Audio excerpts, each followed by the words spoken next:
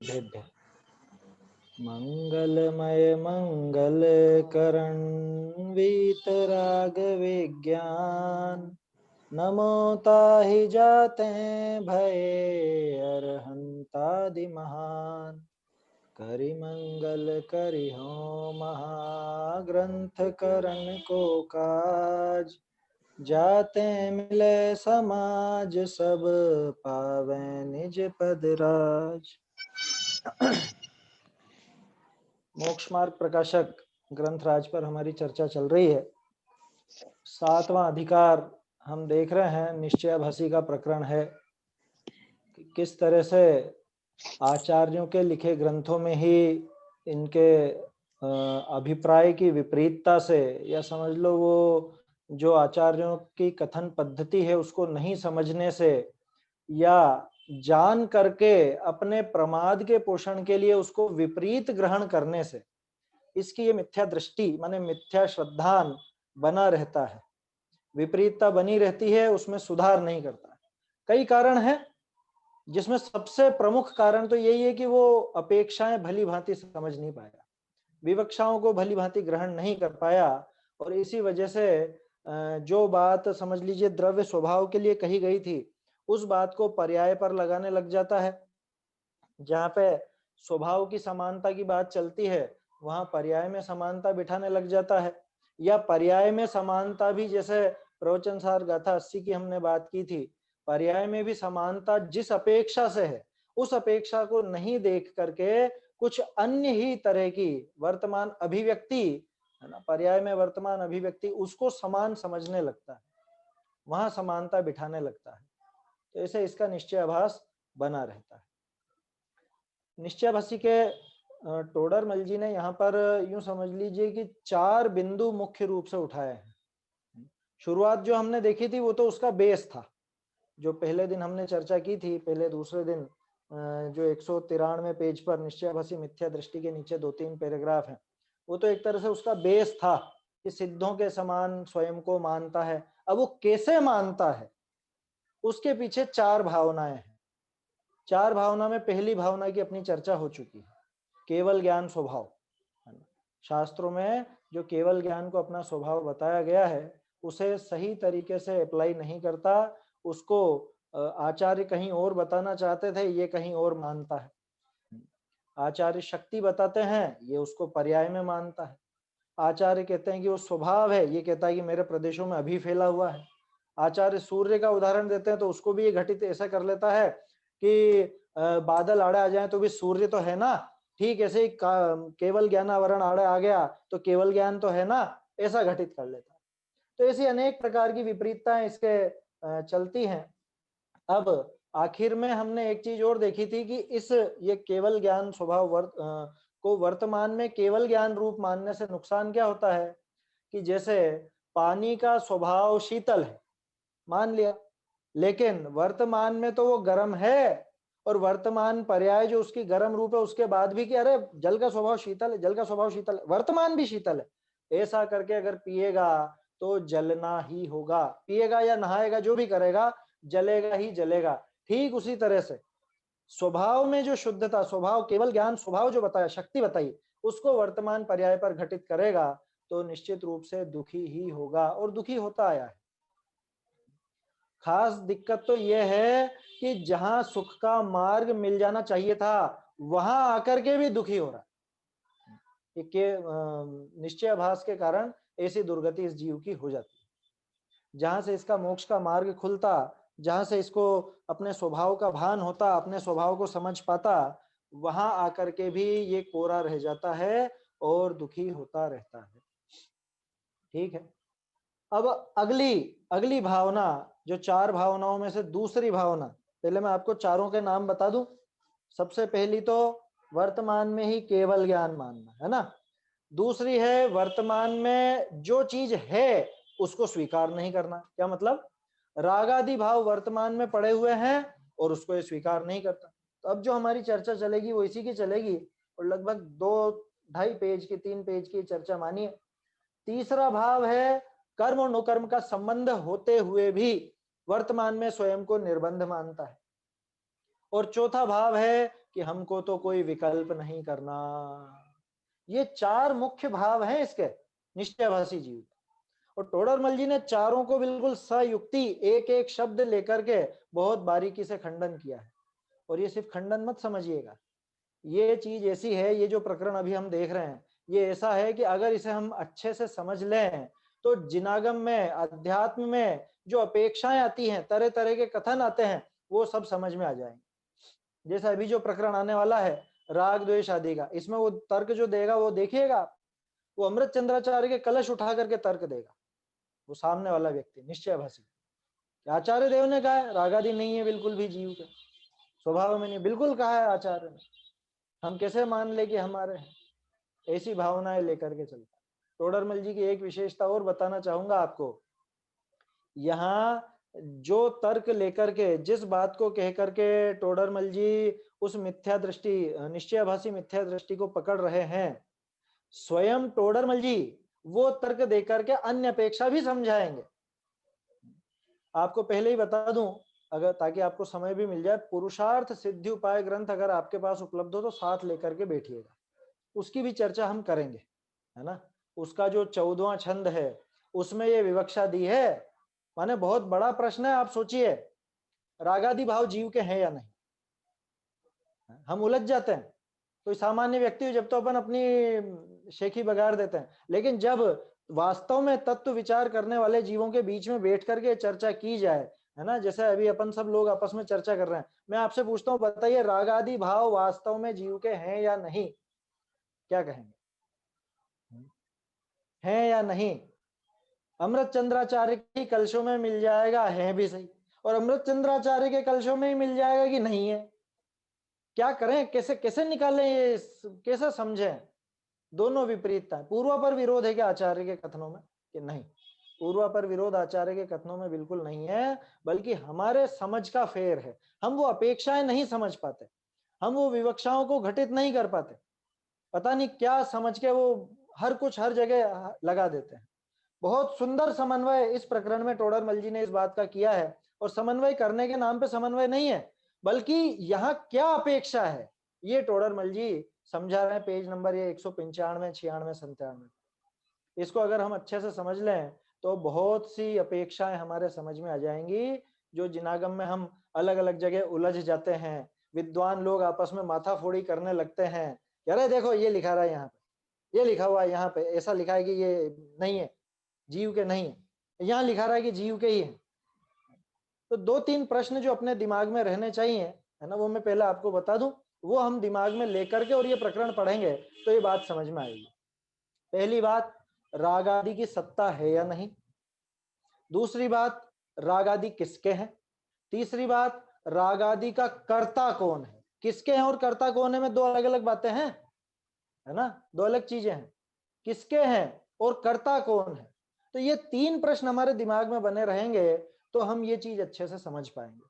तो रागादि भाव हैं या नहीं, किसके हैं और इनका कर्ता कौन है, इन सबका जवाब यहाँ पर मिलेगा और निश्चयाभास की भावना भी दूर हो जाएगी।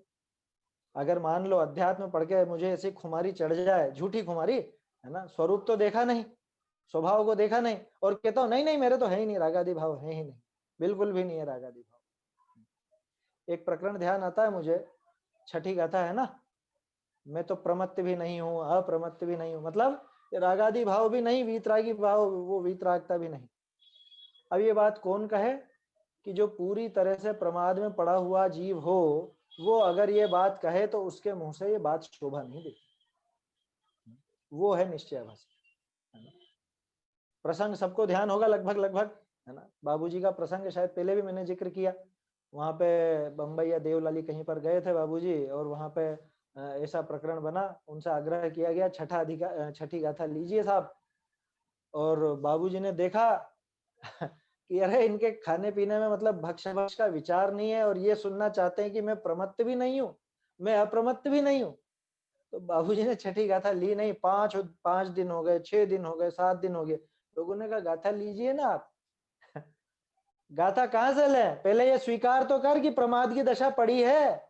अभी तो यहाँ मैं पहले से ही मान बैठा हूं ये दशा होती ही नहीं है, रागादि भाव मेरे है ही नहीं, ये भक्ष भक्ष खाने का जो भाव है, ये उल्टा विचार है, ये है ही नहीं, ऐसा मान बैठा हूं मैं तो। और बाहर में अनर्गल प्रवृत्ति नजर आ रही है, पूरा प्रमाद में डूबा हुआ है, और उसके बाद कहता है कि मैं प्रमत्त भी नहीं है अप्रमत्त भी नहीं।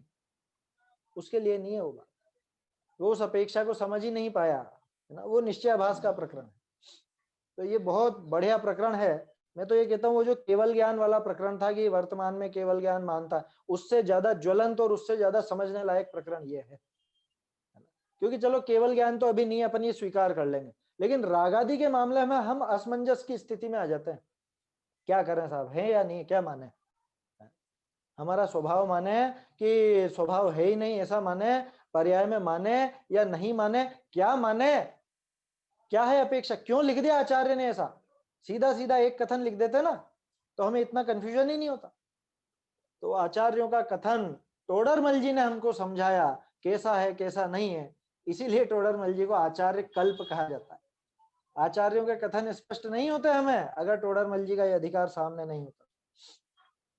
चलिए देखते हैं, पेज नंबर 195 आप निकालिए, मैं ढूंढारी से पढ़ता हूं यहाँ पर।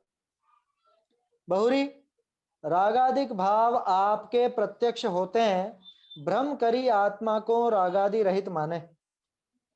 ये उसकी मान्यता। क्या है मान्यता? रागादिक भाव आपके प्रत्यक्ष होते हैं, साफ साफ दिखाई दे रहा है। अच्छा, मोक्ष प्रकाशक ग्रंथ कैसा है? अच्छा है या बुरा है, कैसा है? यार 100% अच्छा है साहब। ये राग भाव पढ़ा है कि नहीं पढ़ा? चलो ये बात छोड़ो। मिठाई अभी जो बनी होंगी आपके यहाँ, वो मिठाइयाँ कैसी हैं? अच्छी हैं या बुरी हैं? कौन सी मिठाई बनाई? जो पसंद होगी वो बनाई होगी ना, है? कि जो नहीं पसंद वो भी बना दी? तो पसंद है माने वो रागादि साफ साफ नजर आ रहा है ना, वो वस्तु का नाम राग नहीं है, उसके प्रति जो पसंदगी का भाव है, उसको जो अच्छा लगने वाला भाव है, अच्छा लगना, उसका नाम है राग। बुरा लगना, उसका नाम है द्वेष। और ये वर्तमान में साफ साफ नजर आ रहा है या नहीं आ रहा है? साफ दिख रहा है। रागादिक भाव आपके प्रत्यक्ष होते हैं, प्रत्यक्ष होते माने प्रत्यक्ष होने पर भी भ्रम करी आत्मा को रागादि रहित माने। ये निश्चयाभासी ऐसा काम करता है कि वर्तमान में साफ साफ दिखाई दे रहा है कि ये राग द्वेष आदि पड़े हुए हैं, पूरी तरह से राग द्वेष में आकंठ डूबा हुआ है, और उसके बाद भी कहता है कि मैं तो रागादि रहित हूं। हवा में नहीं है उसकी मान्यता, उसके पीछे भी कुछ कारण है। उसने भी पढ़ लिख करके, टोडरमल जी ने शुरू में ही लिख दिया कि अब जो जीव जैन हैं, जैन शास्त्रों को पढ़ते हैं, उसके बाद भी उनके वो भूल रह जाती है। तो इसके जो मान्यता पनपी है, ये कुछ जैन शास्त्र पढ़ के या जैन उपदेश सुन करके ही पनपी है। ठीक है, अभी वो तर्क देगा। अभी तो टोडरमल जी ने स्थापना की है उसकी मान्यता की। वर्तमान क्या है इसका? कि वर्तमान तो ऐसा है कि रागादि साफ साफ नजर आ रहा है, प्रत्यक्ष है कि ये रागादि रूप हो रहा है, रागादि इसके नजर आ रहे हैं। और मानता क्या है कि मेरे तो रागादि है ही नहीं, मैं तो रागादि से पूरी तरह से रहित हूं। आत्मा को रागादि रहित मानता है, माने अपने को। आत्मा शब्द का अर्थ स्वयं है ना। संस्कृत में जो आत्मन शब्द आता है वो स्वयं के लिए आता है। आत्मा का अर्थ जीव नहीं होता, लेकिन वो तो अपन जीव इसलिए करने लग गए कि आत्मा माने स्वयं, और हम स्वयं कौन है? कि हम जीव हैं, तो आत्मा शब्द का अर्थ हम जीव करने लग गए। कोई दिक्कत नहीं है ना, उसको भी समझे। तो आत्मा को रागादि रहित मानता है। अब टोडरमल जी का जवाब देखिए, उसको पकड़ रहे हैं, अब धीरे धीरे घेरेंगे।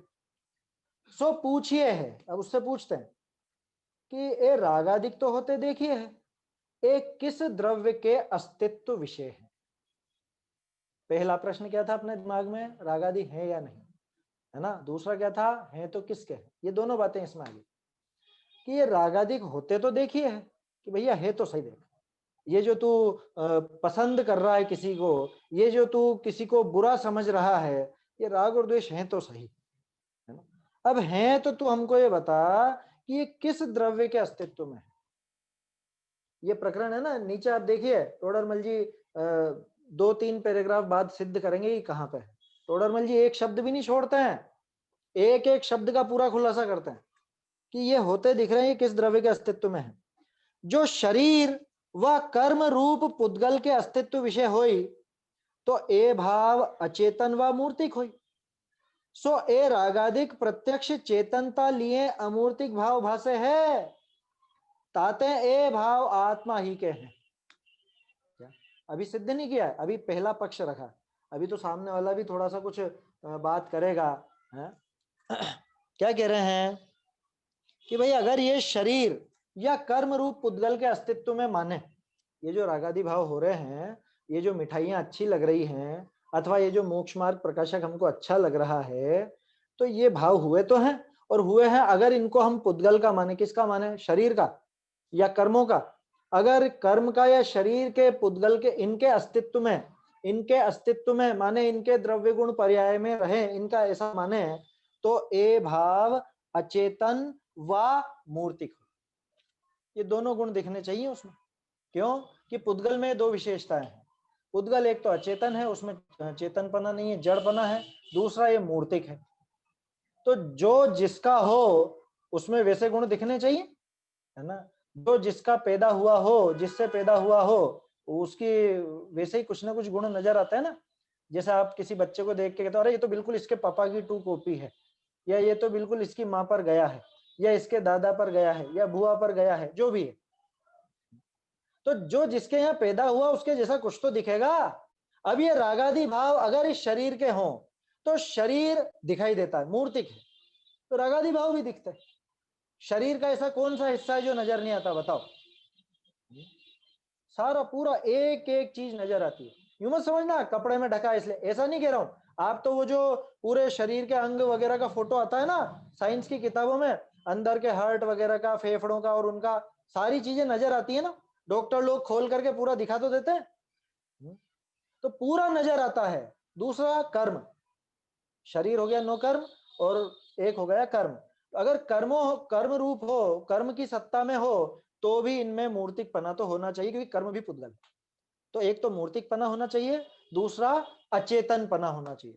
टोडरमल जी ने बहुत बड़ा पॉइंट लिया ये अचेतन के करके। क्या रागादि को अचेतन नहीं कह रहे हैं टोडरमल जी, और टोडरमल जी नहीं, अमृत चंद्राचार्य भी नहीं कहते हैं, है ना। पढ़िएगा आप कलश में, अमृत चंद्राचार्य का कलश लेकर के सिद्ध करेंगे टोडरमल जी, ये चेतनमय परिणाम है, इसलिए आत्मा के ही है। दो बिंदु क्या कि या तो ये अमूर्तिक हो, या ये अमूर्तिक और इनमें अचेतन पना पाया जाना चाहिए। मूर्तिक होने चाहिए थे और अचेतन पना पाया जाना चाहिए था। जबकि ये भाव कैसे हैं, जबकि ये भाव तो अमूर्तिक हैं और इनमें चेतनता पाई जाती है, चेतन पना पाया जाता है। क्या कह रहे हैं देखिए, ए पुद्गल के अस्तित्व विषय होई तो ए भाव अचेतन व मूर्तिक होई, सो तो ए रागादिक प्रत्यक्ष चेतनता लिए अमूर्तिक भाव भासे है। कैसे भाव हैं, अमूर्तिक हैं और चेतनता लिए हुए हैं, ये अचेतन नहीं है। ताते ए भाव आत्मा ही के हैं। लो टोडरमल जी ने सिद्ध कर दिया। अभी ऐसे सिद्ध नहीं कि टोडरमल जी ने कह दिया तो मान लिया, जवाब तो आगे आएगा। जैसे प्रश्न पूछा था ना, ये किस द्रव्य के अस्तित्व में है, ऐसा का ऐसे ही जवाब देंगे टोडरमल जी। नीचे ही नीचे देखिए, इस प्रकार रागादि भाव जीव के अस्तित्व में है, वहां जाकर सिद्ध करेंगे। अभी सिद्ध नहीं करा है, अभी तो टोडरमल जी ने स्वयं की बात रखी है, इसी के पोषण में आगे बताते हैं। सोई समय सार के कलशा विषय कहा है। क्या यही समय सार जी के कलश में कहा। क्या कह रहे हैं, बहुत सुंदर कलश है। कलश पढ़ता हूं मैं। कार्यत्वाद कृतम न कर्म न च जीव प्रकृत्योर्द्वयो रज्ञाया प्रकृते स्वकार्य फल भो भावानुषंगात् कृति नैकस्या प्रकृते रचित्वलसना जीवोस्य कर्ता ततो जीवस्यैव च कर्म तच्चिदनुगम ज्ञाता न यत् पुद्गलः। क्या कह रहे हैं, ज्ञाता न यत् पुद्गलः, चूंकि पुद्गल ज्ञाता नहीं है। देखो एक कलश है ना, 4 लाइन है, मैं शॉर्ट में आपको इसका सार बताता हूँ। 4 लाइनों में 4 ऑप्शन है, 4 ऑप्शन है प्रत्येक लाइन में।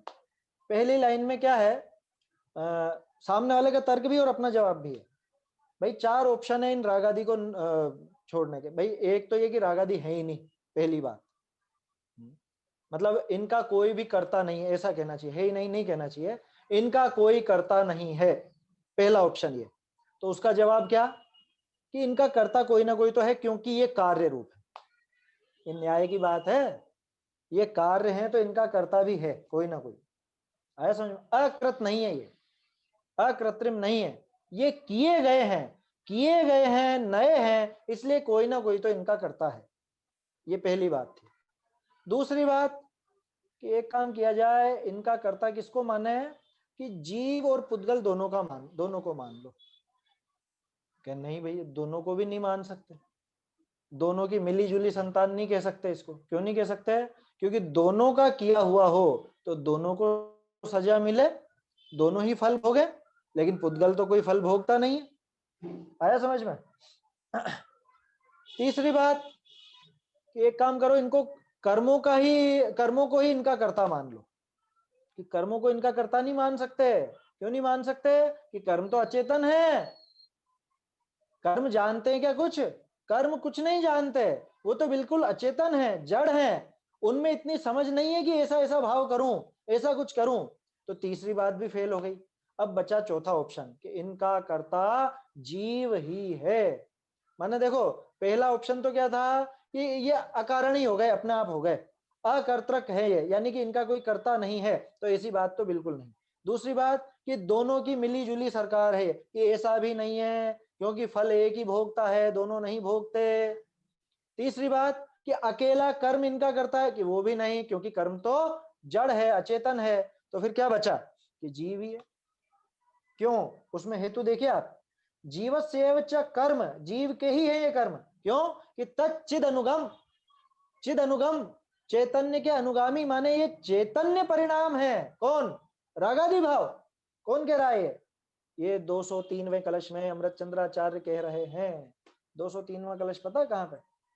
सर्व विशुद्ध ज्ञान अधिकार, सर्व विशुद्ध ज्ञान अधिकार में जहां सबसे टॉप की बातें कही है अमृत चंद्राचार्य ने, कुंद कुंदाचार्य ने, वहां पे अमृत चंद्राचार्य कह रहे हैं कि ये चैतन्य के अनुगामी परिणाम है, चैतन्यमयी है, चेतनामयी है। दूसरी बात, ज्ञाता न यत पुद्गल, और पुद्गल तो ज्ञाता है नहीं, चेतना किसके जिम्मे है? कि चेतना तो जीव के पास ही है, और जीव के पास होने की वजह से ये जो भाव हैं ये स्वयं चेतनमयी है, और चेतनमयी है इसलिए ये जीव के ही हैं। ये जो पैराग्राफ दिया ना, मैं इसको पढ़ देता हूं, आपको ये समझ में तो आ ही जाएगा आसानी से। क्या कह रहे हैं? या का अर्थ, यह रागादि रूप भाव कर्म है, सो काहू करी न किया नहीं है। क्या मतलब? कि किसी ने भी नहीं किया हो ऐसा नहीं है, जाते यह कार्यभूत है, ये किया हुआ कार्य है। बहुरी दूसरा बिंदु, जीव और कर्म प्रकृति इन्हीं दोनों का भी कर्तव्य नहीं, कि दोनों ने मिलके किया हो ऐसा नहीं। जाते हैं ऐसे होई तो अचेतन कर्म प्रकृति के भी तिस भाव कर्म का फल सुख दुख ताका भोगवना होई, सो असंभव है। भाई दोनों ही भोगे ना, दो जनों ने मिलके कोई कांड किया तो सजा एक को होगी कि दोनों को होगी? दोनों को ही होगी, पुलिस तो दोनों को ही पकड़ेगी। एक ने किया तो एक को पकड़ेगी, दोनों ने किया तो दोनों को पकड़ेगी, लेकिन ये दोनों को तो होती ही नहीं सजा, तो इसका मतलब ये दोनों का कर्तव्य नहीं है। बहुरी एकली कर्म प्रकृति का भी यह कर्तव्य नहीं। क्यों? कि जाते हैं वाके अचेतन पनो प्रकट है, वो कहां से करे, वो बेचारे कहां से कर ले। बाबूजी की पंक्तियां याद आ जाती हैं, थारो ही अपराध चूक तो कर्म अचेतन आंधो, कि कर्म तो अचेतन है, कर्म तो अंधा है, उसको कोई ज्ञान नहीं है। थारो ही अपराध चूक तो, कि ये चूक तेरी है, तेरा ही अपराध है। अचेतन पनो प्रकट है, ताते इस रागादिक का जीव ही करता है, और सो रागादिक जीव ही का कर्म है। क्यों? जाते हैं भाव कर्म तो चेतना का अनुसारी है, चेतना बिना न हो ही। टोडरमल जी ने कितना बड़ा हेतु दिया यहाँ, कि ये जो भाव कर्म है, अच्छा इनका नाम भाव कर्म क्यों है? टोडरमल जी ने जवाब दिया, इनका नाम भाव कर्म क्यों है, शायद दूसरे अधिकार में या तीसरे अधिकार में है, कि ये उन कर्म के निमित्त से हुए जीव के भाव हैं, इसलिए इनका नाम है भाव कर्म। क्या ऐसी परिभाषा है भाव कर्म की? सबसे सरल। भाव कर्म का नाम भाव कर्म क्यों? कि वो द्रव्य कर्म के निमित्त से जीव के भाव हुए हैं, इसलिए इनका नाम है भाव कर्म। द्रव्य कर्म की विधि कि जो द्रव्य कर्म रूप परिणमा, उसका नाम द्रव्य कर्म, वो पुद्गल है। इतनी सीधी सीधी परिभाषाएं बनाई है टोडरमल जी ने, बहुत बड़ा योगदान है टोडरमल जी का। क्या कह रहे हैं? जाते हैं भाव कर्म तो चेतना का अनुसारी है, और पुद्गल ज्ञाता है नहीं, है ना। एक सेकंड, ये पंक्ति शायद छूट गई यहाँ पर। जीव करता है और सो रागादि भाव जीव का ही कर्म है। जाते हैं भाव कर्म तो चेतना का अनुसारी है, चेतना बिना न होई। ये हाशिए में लिखा हुआ था इसमें हस्तलिखित में। भाव कर्म तो चेतना का अनुसारी है, चेतना बिना होना उसका संभव ही नहीं है, असंभव है। कि ये टेबल है, इस टेबल पर ऐसे हाथ से जोर से आप हाथ पटकिए, क्या करेगी ये टेबल? चिल्लाएगी कि मुझे क्यों मारा है? या मान लो बच्चे ने कोई पुस्तक फाड़ दी, कोई कागज फाड़ दिया, तो अब कागज क्या चिल्लाएगा? मुझे बहुत दर्द हो रहा है, इसने मुझे फाड़ दिया। उसको ऐसा रागादि भाव होता है, दुख होता है कि नहीं होता? वहां चेतना परिणाम नहीं है, तो वहां रागादि भी पैदा नहीं होते। जबकि जीव के चेतना परिणाम है और यहाँ रागादि पैदा होते हैं। क्यों? क्योंकि रागादि परिणामों को पैदा होने के लिए चेतनमयी होना अनिवार्य है एक तरह से, ऐसा यहाँ टोडरमल जी बताना चाह रहे। जो रागादिक भावनिका, एक मिनट, एक लाइन छूट गई यहाँ पर। हाँ, कर्म तो चेतना के अनुसारी है, चेतना बिना न होई, और पुद्गल ज्ञाता है नहीं। ये पुद्गल तो ज्ञाता है ही नहीं, पुद्गल में ज्ञान है नहीं, इसलिए सकते ऐसे रागादिक भाव जीव के अस्तित्व विषय हैं। ये आया जवाब। प्रश्न कहाँ किया था? ऊपर, ये किस द्रव्य के अस्तित्व में है? शुरू में किया था ना, दूसरी पंक्ति में इस पैराग्राफ की, ऊपर वाले पैराग्राफ की, वहां पूछा था ये किस द्रव्य के अस्तित्व में है? जवाब यहाँ पे है, इस प्रकार रागादि भाव जीव के अस्तित्व में है। इति सिद्धम, ये न्यायपूर्वक सिद्धि हुई इसकी। क्या रागादि भाव जीव के अस्तित्व में है, पुद्गल के अस्तित्व में नहीं है? क्यों नहीं है? क्योंकि रागादि भावों में अचेतनपना नहीं है, चेतनपना है, जो कि जीव के पास है। दूसरी बात, रागादि भाव मूर्तिक नहीं है, अमूर्तिक है, जो भी जीव का गुण है। तो जीव से ही इसका पूरा का पूरा लिंक बैठता है, पुद्गल से इसका लिंक नहीं बैठता, कर्मों से इसका लिंक नहीं बैठता, ऐसा यहां समझना चाहिए।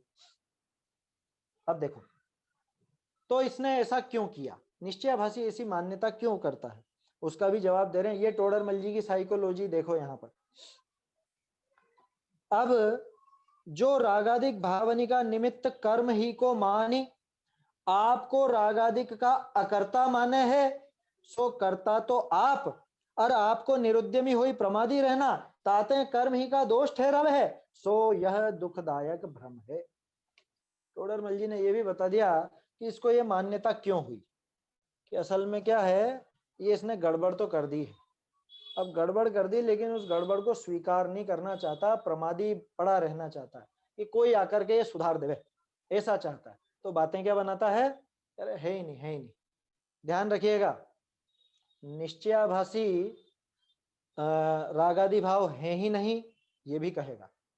निश्चयाभासी ये भी कहेगा कि रागादि भाव मेरे नहीं है, कर्म के हैं। तीसरा, निश्चयाभासी ये भी कहेगा कि रागादि भाव मेरे ही है, मेरा स्वभाव ही है।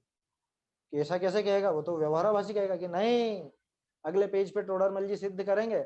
तो रागादि भाव है ही नहीं, वो तो बात चलेगी नहीं ज्यादा, वो तो बात एक तरह से निराकरण हो गया, क्योंकि है वो तो, है ना। और दिखा भी दिया टोडरमल जी ने, रागादि भाव जीव के अस्तित्व में। हाँ, यहाँ एक चीज और समझ लीजिए, जीव के अस्तित्व में है का क्या मतलब है? द्रव्य में, गुण में, पर्याय में, किसमें? कौन सा द्रव्य लेना? प्रमाण का विषयभूत द्रव्य लेना कि निश्चय न्याय का विषयभूत द्रव्य लेना? कौन सा? द्रव्यार्थिक न्याय का विषयभूत द्रव्य लेना? कौन सा द्रव्य लेना? किसके अस्तित्व में है? अरे ये प्रमाण का विषयभूत जो द्रव्य, जिसको हम कहते हैं द्रव्य गुण पर्यायात्मक वस्तु, वहां है ये, और उसके पर्याय अंश में ये रागादि भाव पाए जाते हैं। उसके पर्याय अंश में ये चीजें है ना।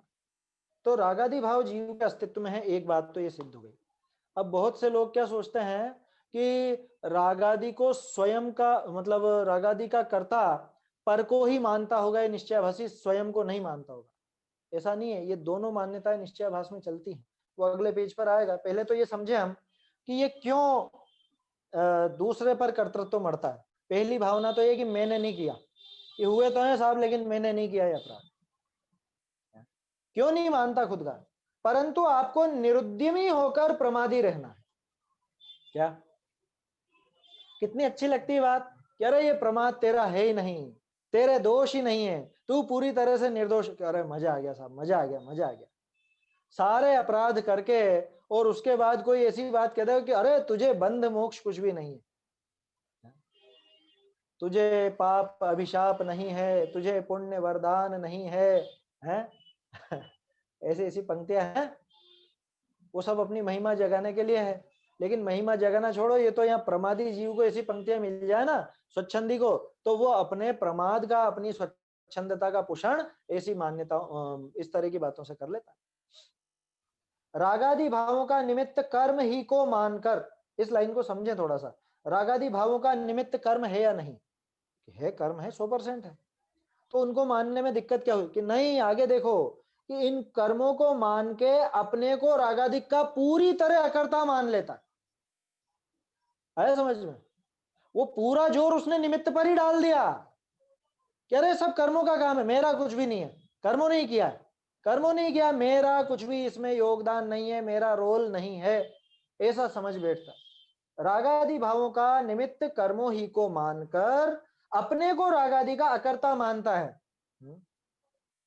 वे कर्ता तो आप हैं, ये वे नहीं है, यहाँ पे ये सुधार होना चाहिए था, ये चूक गए यहाँ पर। सो कर्ता तो आप है। ये वे शब्द गलत आ गया है, इसको सुधार लें, ये हमारे संशोधन पत्र में भी नहीं जुड़ा, यहाँ हम लोग भी चूक गए। क्योंकि वे का क्या अर्थ निकालेंगे आप? वे कर्ता तो आप हैं। सो कर्ता तो आप है भैया, कर्ता तो तू खुद है, परंतु आपको माने स्वयं को निरुद्यमी होकर प्रमादी रहना है, इसलिए कर्म ही का दोष ठहराते हैं। मुझे तो कुछ नहीं करना है, पड़े रहना है, इसलिए क्या कहूंगा मैं, ये मेरा काम नहीं है, ये मेरा काम नहीं है, ये मेरा काम नहीं, मैंने नहीं किया। जैसे कोई बच्चा हो ना, अब वो उसने कुछ समझ लो घर पर कुछ सामान फैला दिया, गंदगी फैला दी, या समझ लो दूध ढोल दिया। अब उसको पता है कि ये मुझसे ही साफ करवाएंगे, मुझसे ही सारा काम करवाएंगे, तो क्या कहता है, मैंने नहीं किया, मैं नहीं जानता, मेरा काम नहीं है, बस वैसा का वैसा काम ये करता है। इसको पड़ा रहना है, आलसी बना रहना है, प्रमादी रहना है, इसलिए कर्म ही का दोष ठहराते हैं। क्या? अरे किया होगा, कर्मों ने किया होगा, हम नहीं जानते साहब, कर्मों ने किया होगा। तो है तो सही ग्रंथों में कथन, कर्मों को ही करता बताया तो है, क्या है उसके पीछे अपेक्षा, वो सब बताएंगे टोडर मल जी। और कर्मों पर ही अगर ढोल दिया जाए तो क्या नुकसान होगा, ये भी बताएंगे। सो यह दुखदायक भ्रम है कि भैया ये जो भ्रम है ना, ये भयंकर दुख देने वाला है। कौन सा दुख देने वाला है? ग्रहित मिथ्यात्व तो है ही सही, और ग्रहित मिथ्यात्व है तो संसार में भटकता रहेगा, और संसार में भटकना यही जीव का सबसे बड़ा दुख है। क्यों? क्योंकि संसार में सारे दुख आ गए, जन्म मरण और इनके बीच की सारी दशाएं, ये सब कहाँ है? ये संसार में ही तो है। संसार में है तो सारे दुख किसकी वजह से उठाने पड़ रहे हैं? मिथ्या मान्यता की वजह से। और ये ऐसी जो मान्यता अपनाई निश्चयाभासी ने, ये इसकी बहुत बड़ी मिथ्या मान्यता है। टोडरमल जी इसीलिए इस पर बहुत ज्यादा प्रहार करते हैं। चलिए आगे देखते हैं। सो यह दुखदायक भ्रम है, सोई समय सार के कलशा विषय है। देखिए एक और कलश है ना, कलश को पूरा नहीं देखेंगे अपन, इसको सार में आपको बता देता हूं। जो नीचे पंक्ति दी है ना, वहीं से आप देख लीजिए कि शुद्ध ज्ञान से रहित अंध बुद्धि है जिनकी, ऐसा होते हुए मोह नदी को पार नहीं उतरते। कौन? कि जो रागादि की उत्पत्ति में परद्रव्य का ही निमित्त मानते हैं। क्या मतलब? निमित्त क्या मानते हैं? उनको ही कर्ता मानते हैं। निमित्त कहे तो दिक्कत नहीं, लेकिन निमित्त मानना मतलब यहाँ पे कर्ता मान लिया उसको, कि किसने किया? कि कर्मों ने, कर्मों ने किया साहब। लिखा ना, उत्तरंती नहीं मोह वाहिनी शुद्ध बोध विदुरांध बुद्धि। कि ऐसे शुद्ध ज्ञान से रहित अंधबुद्धि है जिनकी ऐसे होते हुए मोह नदी के पार नहीं उतरते हैं। इस मोह रूपी नदी को पार नहीं कर पाते, माने इसी में डूबे रहते हैं, संसार में पड़े रहते हैं, दुखी होते रहते हैं। और क्या कह रहे हैं आगे, समय सार के सर्व विशुद्ध ज्ञान अधिकार में जो आत्मा को अकर्ता मानता और ये कहता है कि कर्म ही जगाते सुलाते हैं, कर्म ही मारते हैं, कर्म ही जिलाते हैं, माने कुल मिला के सारा का सारा काम किसका, कि कर्मों का। जो किया कर्मों ने किया, हमने कुछ भी नहीं किया। करते हैं ना लोग बाग, कैसी बातें करते हैं, आपने सुना होगा कई बार, अरे साहब क्या करें, हमारे कर्म ही ऐसे हैं, हमारे कर्मों का उदय ही ऐसा है।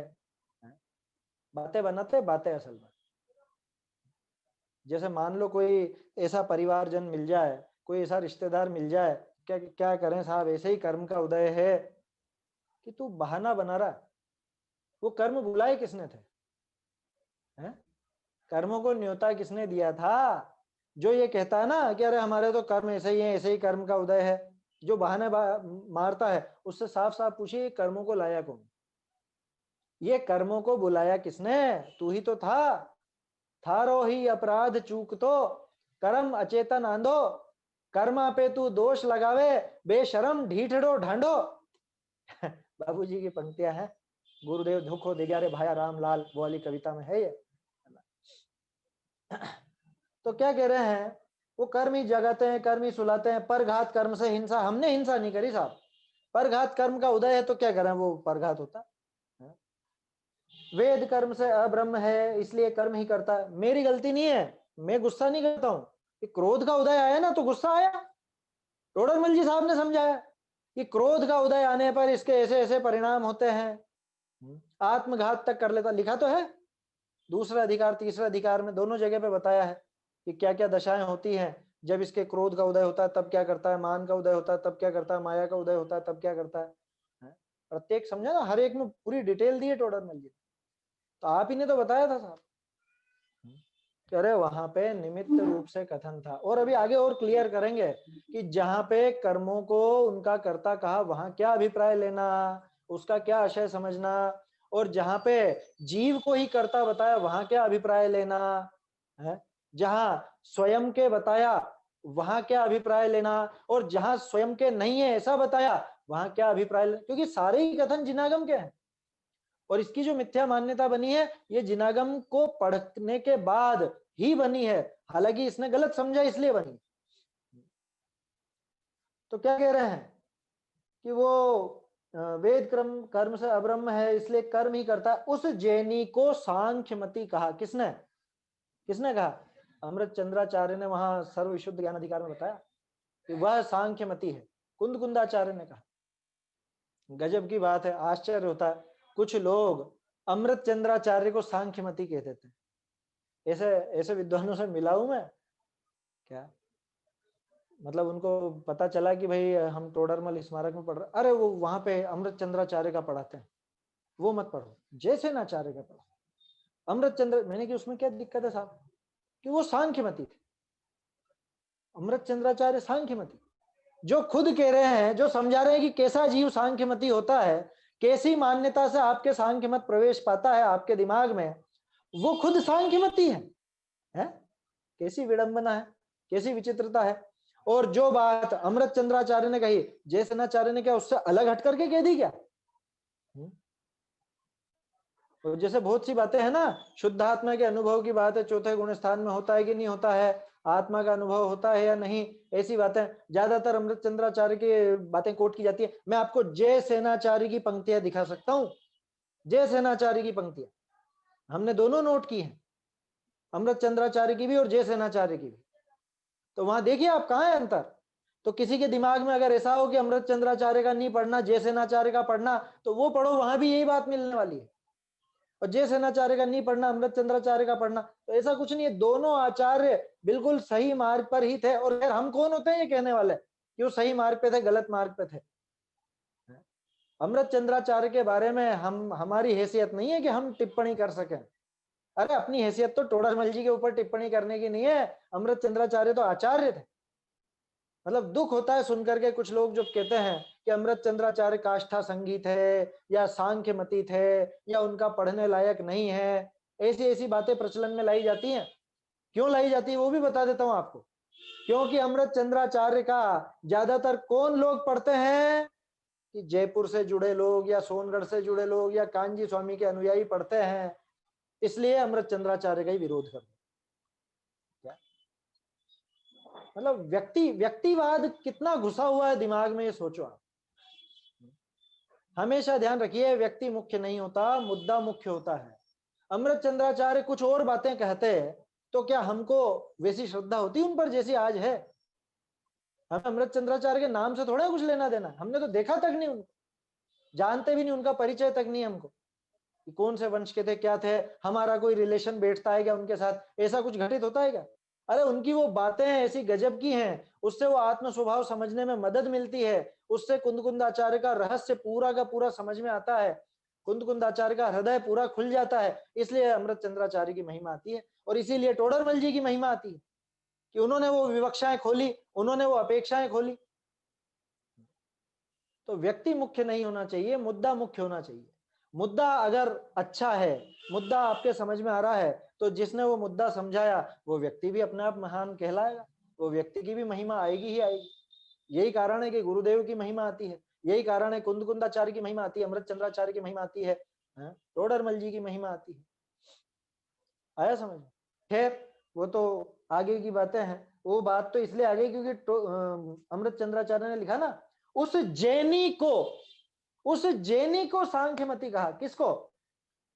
कि जो सारा का सारा दोष कर्मों पे डाल देता है और स्वयं को शुद्ध अनुभवता है। अनुभवता है का अर्थ मानता है ना। अनुभव हुआ नहीं है उसको, लेकिन कहीं पर ऐसा लिखे ना कि वो शुद्ध अनुभव करता है, जैसे पहले ही पेज पे लिखा हुआ था, स्वयं को सिद्ध समान शुद्ध अनुभवते हैं, था ना। आत्मा का अपने आत्मा को सिद्ध समान अनुभवते हैं, अनुभवते हैं माने मानते हैं। अनुभव हुआ नहीं है उसको कुछ भी, उसने स्वाद नहीं चखा है।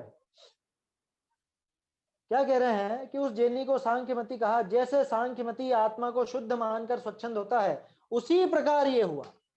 ये सांख्यमती भी ऐसा ही करता है, वो भी शुद्ध शुद्ध शुद्ध करता है, सारा दोष कर्मों पर प्रकृति पर डाल देता है कि सारा खेल प्रकृति का है, माया का है, जो भी है ना। बाकी तो न्याय ग्रंथों में आप पढ़ ही रहे हैं, वीर सागर जी भाई साहब पढ़ा रहे हैं न्याय दीपिका, उसमें भी सांख्य मत की बातें आएंगी।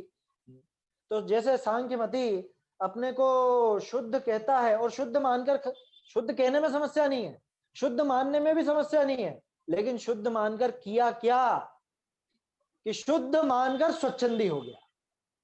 शुद्ध मानकर अगर शुद्धता का अनुभव करे तब तो बहुत अच्छी बात है, ये तो आचार्य चाहते ही थे, यही तो समझा रहे थे। लेकिन ये शुद्ध मानकर शुद्धता का अनुभव नहीं करता, शुद्ध मानकर स्वच्छंदी हो जाता है। क्या कि आत्मा कुछ भी खाता पीता नहीं है? तो क्या करना, अब जी भर के खाओ, ऐसा स्वच्छंदी हो गया। क्या? इसलिए भक्ष भक्ष का विचार मत करो, आत्मा तो खाता ही नहीं, तो मैंने कहाँ खाया आलू प्याज, मैंने अभक्ष कहाँ खाया, क्यों नहीं खाया कि मैं तो खाता ही नहीं हूं। समझ में आई बात? ये शुद्ध आत्मा खाता पीता नहीं है, बात गलत है क्या? बिल्कुल सही बात है। ये मानना गलत है क्या? कि बिल्कुल गलत नहीं है मानना, सही है मानना, लेकिन मान करके किया क्या? अगर मैं वो खाने पीने से रहित अपने आत्मा का शुद्ध स्वभाव का अनुभव करूं तब तो बिल्कुल अच्छी बात है, वैसा ही होना चाहिए था। लेकिन मैंने तो क्या किया, आत्मा खाता पीता नहीं है, अब जी भर के खाए जा। और नाम ले देना, कोई पूछे कि अरे आप आलू खाते हो, कि नहीं आत्मा तो खाता ही नहीं है। तो मैंने कहाँ खाया? समझ में आ रही है बात? वो है सांख्यमती, वो जैनी सांख्यमती है। गजब हो गया, वो जैनी सांख्यमती कि वास्तव में ये जो जैन दर्शन, सांख्य दर्शन, योग दर्शन, ये कोई जन्म से नहीं मिलता है, माने ये दर्शन है, विचारधारा है, तब वो कहीं भी पैदा हुआ हो, चाहे वो जैन में पैदा हुआ हो, लेकिन जरूरी नहीं कि जैनी हो। जैसा आजकल हम देखते हैं, जैन कुल में पैदा तो हो गए लेकिन जैनत्व के लक्षण ही नहीं नजर आते हैं लोगों को। रात में खा रहे हैं, भक्ष भक्ष का विचार नहीं है, बाजार का खाना पीना चालू है, और खुद को कहते हैं हम जैन हैं। क्यों? क्योंकि हम सन ऑफ जैन हैं, हमारे बाप दादा जैन थे, इसलिए हम भी जैन हैं। भैया जैन तो धर्म है, गुरुदेव कहते थे ना, आ कहीं संप्रदाय व बाड़ो नहीं, क्या कोई संप्रदाय नहीं है, कोई बाड़ा नहीं है कि पैदा हो गए तो आप इसमें आ गए।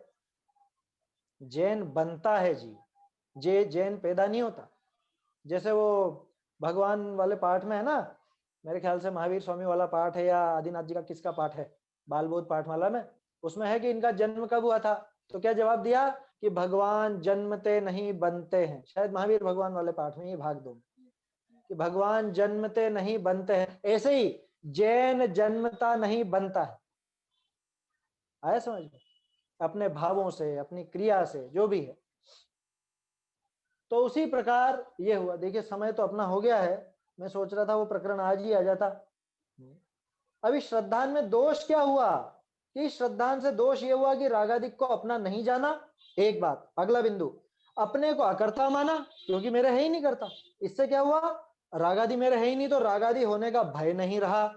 तीसरी बात। चौथी बात, अब भय नहीं रहा तो मैं रागादि मिटाने का उपाय भी क्यों करूंगा, नहीं करता। और अब पांचवा आखिर में क्या हुआ, तब स्वच्छंद होकर खोटे कर्मों का बंध करके अनंत संसार में रुलता है। ये इस मान्यता से नुकसान हुआ। अभी प्रकरण पूरा नहीं हुआ है। जैसे अपन ने देखा था, वो स्वयं को वर्तमान में केवल ज्ञान स्वभावी मानने से क्या नुकसान हुआ, वो अपन देख चुके थे, आखिर में दिया था। ये अभी अंतिम बिंदु नहीं आ गया। अब टोडरमल जी समझाएंगे। अब जो प्रकरण आएगा ना, अब हम जो कल बात करेंगे, वो कल माने अब सोमवार को बात होगी, कल और परसों तो बात होगी नहीं, शनि रवि को।